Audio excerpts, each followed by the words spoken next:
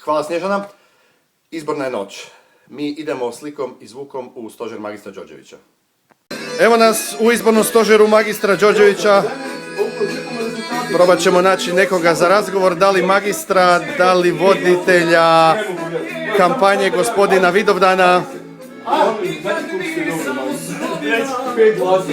5 glasova ste dobili. 5 glasova. 5 komada! Možemo li gospodine Vidovdan, dobro večer, da vas predstavim šef kampanje magistra Đorđevića. Recite mi, kakvi su rezultati sa terena, što se govori? Upravo sam magistru Đorđeviću javio, dobio sam rezultate, ne bi se vjerovao.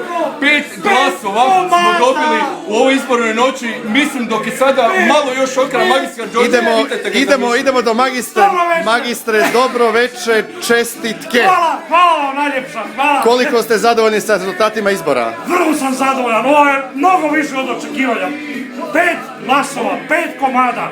Zato da sam bio blokiran u medijskoj blokadi, 5 glasova je strašan uspjeh.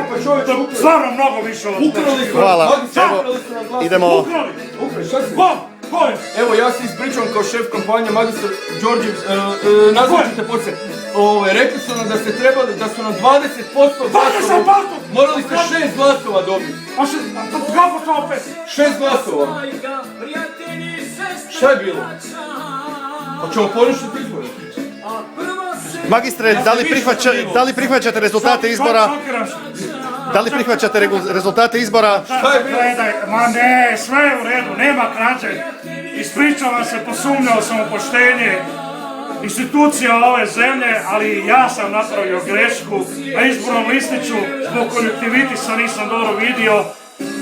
Sad mi je pao kamen sa srca i greškom sam zaokružio broj 3 Ivan Sinčić. Magistre, da li ste čestitali pobjednici izbora? Da li ste se čuli sa njom? Gospođa, još se broje, neki kažu da nije sigurno, ali ja mislim da je gospođa pobjedila. Pokušao sam je čestiti, zvao sam je, ali iz određenog razloga nije mi se javila. Evo ga, atmosfera. Ja se odjavljujem, lijep pozdrav iz stožera, Sekundu, čekajte. Nisam vam nešto dodao još. Recite. Pozivam ovom prilikom buduću predsjednicu da i mene pozove na konsultacije, rekla da će pozvati i druge.